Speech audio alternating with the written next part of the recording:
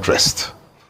Okay, fantastic. Now, there's a, so public side, private sector, there's a third side to this, which is Nigerians, which are facing cost pressures.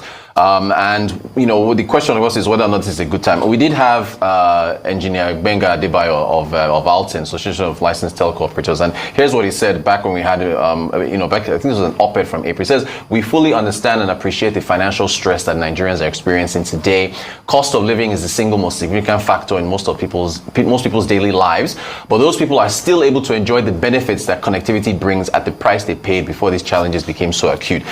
Maybe it's an obvious question since you are both kind of on the same side here, but do you agree with that? And also, what would be your response to, I guess, the whether or not this is a good time for that to happen with the cost of living pressure? So look, I think we're all on the same side. Us, the policymakers, the regulators, our chairman of Alton, Mr. Adebayo, and the industry. And we're all on the same side because we're concerned about a few basic things. One, telecommunications is a fundamental human right these days. And a critical element towards driving an economy. And if you don't have a sustainable industry, it's going to affect your economy and the well-being of people. Yes, everyone in Nigeria has gone through difficult times in the last few years due to economic challenges, inflation, devaluation, etc., etc. But the challenge that we face, and we're not talking about profitability in the industry, we're just talking about sustainability. Profitability will come on a longer-term basis. But the challenge that we face is if you imagine a company that maybe 4 or 5 years ago earned ₦1 trillion, let's call it ₦1 billion for simplicity, and was making maybe 10% profit, so 100 billion. The total cost put together was 900 billion.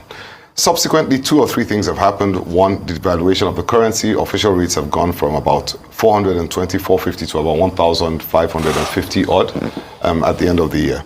So that has driven our cost structures up drastically. So in paying for diesel has gone from pre-COVID times from 200-300 naira to 1,000 plus naira. Petrol has gone up several fold. The cost of power generation, the cost of procuring raw materials, what we call raw materials is a lot of things, batteries, fiber cables, base stations, towers, etc., etc.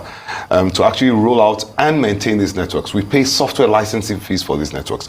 Those costs have gone up astronomically. So you see in this hypothetical situation of a company that makes a billion naira a year and pays 900 million, sorry, I'm getting my numbers mixed up, in costs. Those costs have gone up to like 1,600, 1,900. So the costs that we're expending are actually exceeding our revenue, even though we are seeing revenue growth. And there's no way that the industry can continue to sustain itself and provide the required quality of service under this structure. Now, we've put forward requests of approximately 100% tariff increases to the regulators. I doubt they're going to approve that quantum of increases because they're very, very sensitive to the current economic situation in the country. But we're hopeful and optimistic that the realities are staring us in the face and the right decisions will be taken for the sustainability of the industry.